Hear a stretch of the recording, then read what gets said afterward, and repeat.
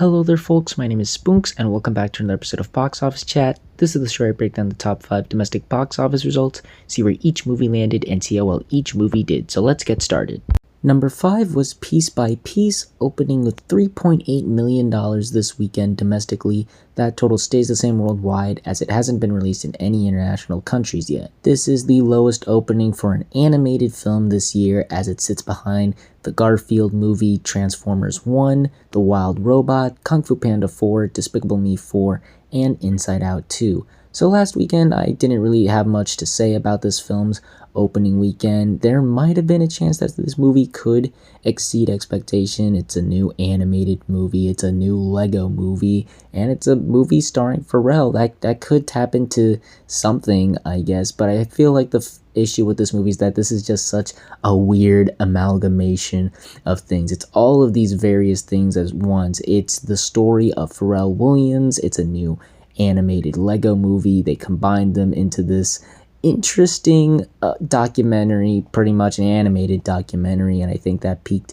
some people's interest, whether they were just families wanting to see a new animated movie or Pharrell's diehard fans, or just people who just were curious about the movie as a whole. It definitely did surprise me that this cracked the top 5. I was a bit hesitant on it. I thought maybe, something else, maybe one of the holdovers or even another new film, maybe Saturday Night might have done better than this. But, the movie, it actually was able to crack the top 5, which definitely impressed me. And this is on the definitely the cheaper side for an animated film. This is actually only a $16 million movie, so there's a good shot that this movie could at the very least make the budget back. It got a good cinema score rating, it got an A cinema score rating. I'm curious to see how the film will leg out in the coming weeks. It is a new animated movie, but it's not the traditional animated movie you come to expect, like Transformers 1 or The Wild Robot. It's not really a kid's movie, pretty much, so don't expect family movie legs.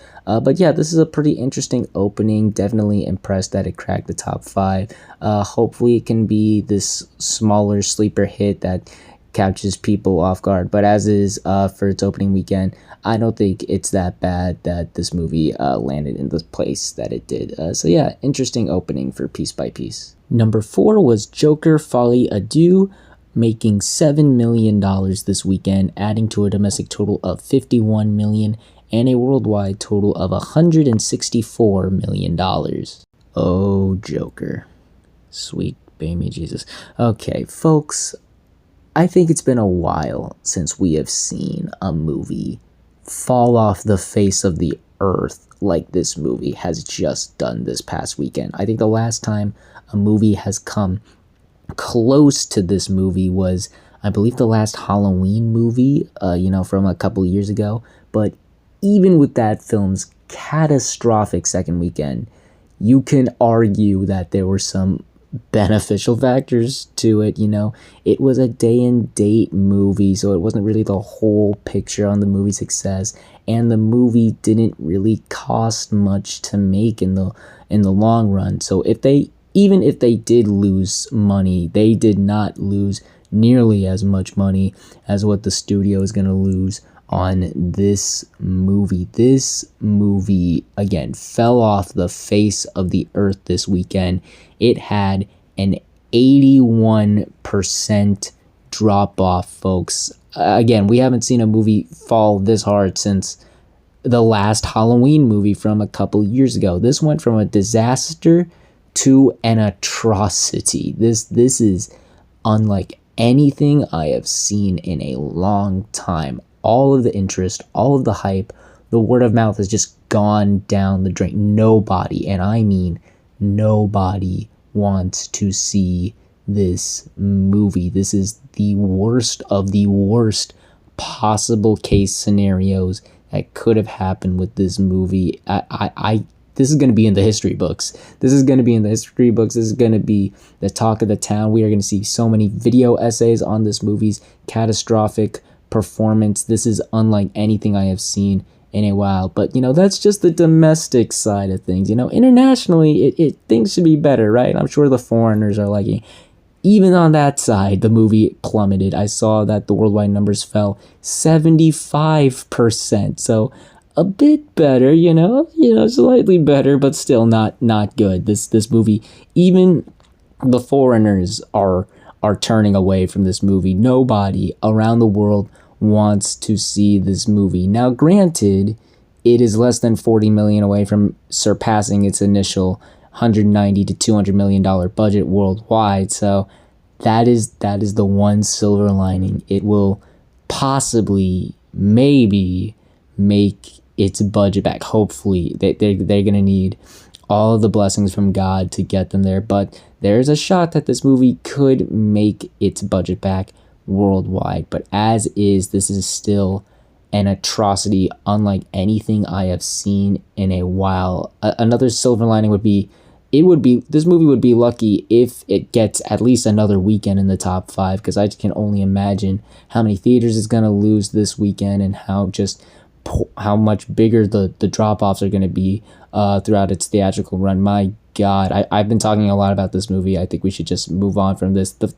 The horse is already dead. I've beaten the dead horse enough as it is by talking about this. This is absolutely atrocious. I don't think we will ever see this happen for another movie in a long time. I know I said that with Halloween Ends, and, well, it didn't take that long for this to happen again, but truly, I don't think we will see anything like this level of disaster when it comes to box office in a long time. My goodness. Number 3 was once again Beetlejuice, making 7.3 million this weekend, adding to a domestic total of 275 million and a worldwide total of $421 million. This is really funny because when the estimates were released, Warner Brothers reported it was Joker that got the jump over Beetlejuice, but when the actuals were finally reported earlier today, it was Beetlejuice who got the jump over Joker, which is just so that just adds insult to injury on Joker's case. But regardless, Beetlejuice is still really doing very well. The fact, once again, that it's doing better than the new comic book movie is absolutely crazy, and in its second weekend alone. But otherwise, it is now 25 million away from the $300 million milestone domestically. It's still got some time before Halloween. Hopefully, given the strong holds and legs it's been having, it can just barely get over that, at the very least before Halloween. I think that would be just delightful. And on the worldwide side of things, I don't think it's going to crack 500 million. That just seems a bit of a reach. But if anything, I could see it hitting 450. It seems like, once again, the word of mouth internationally has definitely improved, and it's been starting to gain steam internationally. Not as much as domestically, but international numbers have been improving for a while. So there's a chance it could reach some more milestones as we draw closer and closer to Halloween, even with some more actual horror movies coming out to celebrate the holiday with. This is still pretty much the big main Halloween movie to see right now, and it's reaping all the rewards from it. Once again, given that it's still October, I think we're going to still see the strong hold. It's probably going to stick around for a bit longer than I think some people thought it would originally. But yeah, just another solid weekend for Beetlejuice. Again, really impressive that it was able to beat Joker on its second weekend. Number 2 was The Wild Robot, making 14 million this weekend, adding to a domestic total of 84 million and a worldwide total of $149 million. The word of mouth is really taking off for The Wild Robot. It dropped just 28% this weekend, an absolutely incredible hold for this movie for sure. The word of mouth has just been taking off like wildfire. See what I did there? But yes, people seem to be really enjoying this movie, and once again, the movie is reaping the rewards for it. It is now less than 20 million away from the $100 million milestone domestically. I think we'll see this movie surpass it either this week or early next week. And on the worldwide side of things, not only has it already surpassed that milestone, but since it's also taking off like wildfire internationally and also opening in more markets, it is just $1 million shy away from the $150 million milestone, which is just $7 million away from the doubling point of the $78 million budget. Again, absolutely incredible feats this movie is accomplishing. So wonderful to see a movie like this that wasn't really, it is based off of a book, but it's not like a part of some big franchise. It's not a sequel or anything. That's just really just taken off and really made a name for itself, and it's going to continue to do so, since this is going to be the only like major animated kids movie until Moana 2 in Thanksgiving. So this movie has another month and a half all to itself pretty much. And I think we're going to see this movie land in the sweet spot between Migration and Elemental, somewhere around that range. I just feel like this movie's just going to really stick around for a while. It's definitely going to have those Migration and Elemental legs, even with it opening not around the holidays or in the summer. This movie has just really made a name for itself. I've said that already. And, just really done well with audiences, and the studio recognizes it's a hit, so much so that this past weekend they greenlit a sequel with the original director Chris Sanders back to working on this new film coming out whenever that is. There is no date for it, but I'm just happy we're getting the sequel. If you saw my review, you know how much I loved this movie, so the fact we're gonna get another adventure with Roz and Bright Bill is just so great to see. So yeah, just another solid weekend for The Wild Robot. This is definitely not the end of this film's run at the box office. Again, it's got another month and a half all to itself, so be prepared to see some very long, very healthy legs for this movie, as I think this is just only the beginning of this movie's very long and very healthy run at the box office. And finally, let's end the video off with the number one movie of the weekend, which was Terrifier 3, opening with $18 million this weekend domestically and $19 million worldwide. This is the fourth biggest opening for a horror film this year, topping The Strangers Chapter 1, but still sitting behind Longlegs, Alien Romulus, and A Quiet Place Day 1. And of course, not only is this the biggest opening for the Terrifier franchise, it is already the biggest film in the Terrifier franchise, topping the previous two installments. So last weekend, I briefly mentioned the possibility of this movie taking the number one spot, how this weekend was a wild card. It could be any of these movies, and I probably should have put my much more faith and bets onto this movie, because this movie completely surprised and surpassed a lot of expectations, not just, beating Joker, but also opening at number one for what was originally a small niche little horror franchise has quickly become now the number one movie in the nation. Absolutely incredible. I really think this is a result of something similar that happened with Longlegs from earlier this summer, where just the word of mouth and buzz online especially was just so powerful and strong here that it caused a lot of interest and buzz to really boost, and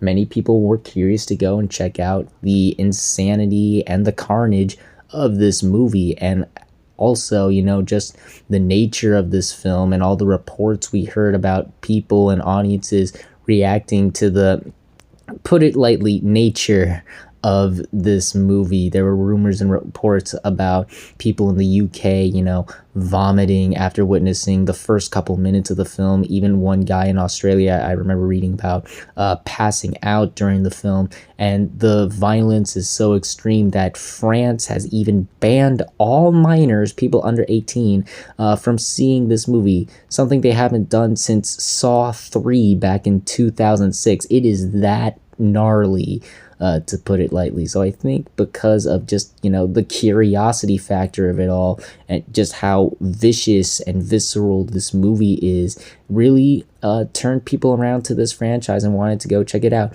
Add on to the fact, the positive reception of the last Terrifier movie, the fact that this is one of the few actual horror films out right now, just in time for Halloween, and is definitely a one-of-a-kind horror film. Once again, the violence and carnage I've certainly read about, it's certainly one of a kind for itself. And Art the Clown has pretty much solidified himself as a new horror icon. Maybe not one of the greats, like Ghostface or Freddy Krueger, but he's definitely making a name for himself, and this is just gonna help him climb out the ranks to become one of the greats. It's going to be interesting to see how this does in the coming weeks. I'm sure a lot of the die-hard Terrifier fans went out to see this movie, so there could be a chance of this being very front-loaded. There is also another big horror sequel coming out this weekend that could steal a lot of this movie's audience. So gonna be interesting to see how those movies face off, especially as we draw closer to Halloween.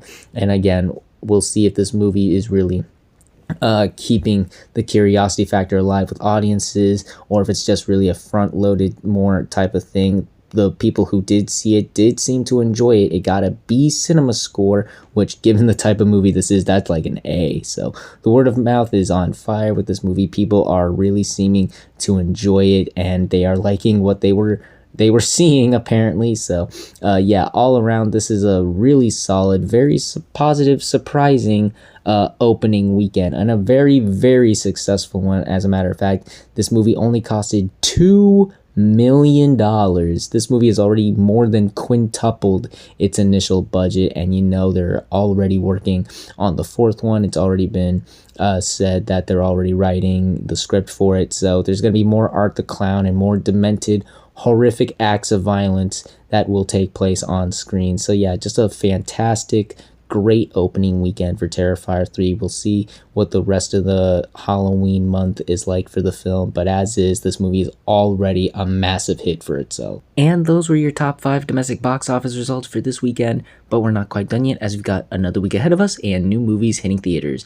And this weekend we have one new major wide release, that film being Smile 2, which honestly should have been called Smiles. What were they thinking? Anyways, this is less of a direct sequel and more of a follow-up to the events of the first film. It's about a pop star singer who has succumbed to the curse of the smile as it follows her everywhere she goes. Now, the first Smile was a surprise horror hit. It took the world by storm with its creepy smile and pearly white teeth, and so I could see this movie doing slightly better. I don't think we're gonna see a jump like we see with the Quiet Place movies or the recent Scream movies, but I do think we're gonna see a solid hit here. Again, it's one of the few horror movies out right now, and it's Halloween time, so I'm sure a lot of people are excited to go see an actual horror movie out right now. The marketing has been pretty solid. I've been seeing a lot of stuff for it here and there, and they've done a similar publicity stunt they did with the first film, where they just hire a bunch of people to smile creepily at certain places, which again is pretty clever. The buzz seems to be there. I see some people talking about it. We'll talk about that a bit more later. And once again, the reception, the positive reception to the first film should carry over to here. The problem here, though, that I have with this movie is, first off, there's already another horror sequel that's just been taking the world by storm, and I feel like the strong reception that got could maybe not hurt, but probably leave a bit of a dent in this movie's performance. Two big horror sequels out around the same time, that could cause a problem in eating each other's target audience. And also, the buzz does seem to be there, but it's not as big as the first one. I don't see as many people talking about this movie or as hyped up or interested in this movie as there was with that last movie. There was definitely a curiosity factor of what is this movie with the first one that I'm just not seeing here. But again, I'm still expecting a decent enough opening. I think we're going to see a solid opening here. Certainly one of the bigger horror openings, maybe not to the same degree as something like Alien, or certainly not A Quiet Place, but definitely something in the range of Terrifier 3 or Long Legs. So yeah, I'm expecting a good opening, not a great one, but certainly a good enough opening. But we'll see how well this movie truly does, as well as the rest of the movies that land in the top 5 on the next Box Office Chat. And that's going to do it for this week's episode of Box Office Chat. What did you all think of the results? Were you satisfied, unsatisfied? Comment down below and let me know. If you like this video, hit the like button. If you like this channel, hit the subscribe button. Follow me on all the social media links right there. And until next time, everyone, stay sharp.